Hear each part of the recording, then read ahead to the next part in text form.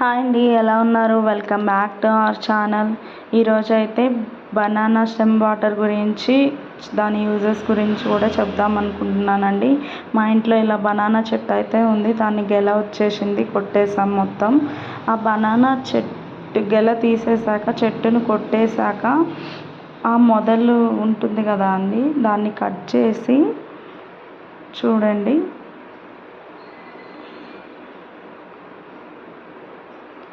ఇలా కట్ చేశాక దాని లోపల చాకు పెట్టి ఇలా హోల్ చేసుకోవాలండి.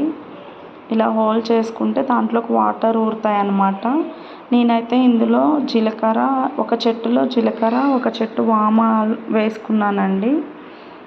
జీలకర్ర వామ డైజెషన్ సిస్టమ్కి ఇంకా చాలా మంచిదని చెప్పేసి వేసుకున్నాను. ఈ స్టెమ్ వాటర్ తాగడం వల్ల బీపీ, షుగర్ కంట్రోల్లో ఉంటుందండి.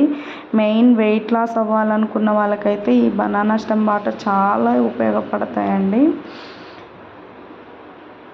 స్కిన్ కేర్ తీసుకునే వాళ్ళకైతే ఇంకా మొటిమలు, అస్సలు పింపుల్స్ రావండి. పింపుల్స్ రాకుండా ఫేస్ చాలా ఫెయిర్గా ఉంటుంది. ఇలా జీలకర్ర వేసానండి. ఒక చెట్టులో జీలకర్ర, ఒక చెట్టు వామ వేసుకున్నాను.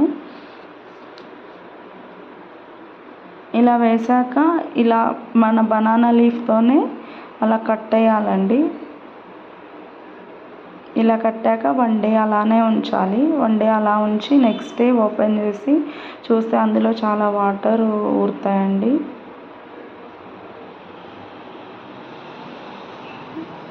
కిడ్నీ స్టోన్స్ ఉన్న వాళ్ళు కూడా తాగితే చాలా మంచిదండి. కిడ్నీ స్టోన్స్ కరిగిపోతాయి. బీపీ, షుగర్ కూడా చాలా కంట్రోల్లో ఉంటుందండి. చూడండి, ఇది నెక్స్ట్ డే బనానా లీఫ్ తీసి చూస్తే చూడండి వాటర్ ఎలా ఉంటాయో.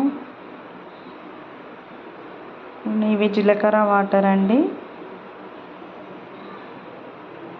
చూడండి, జీలకర్ర వాటర్ ఇవి.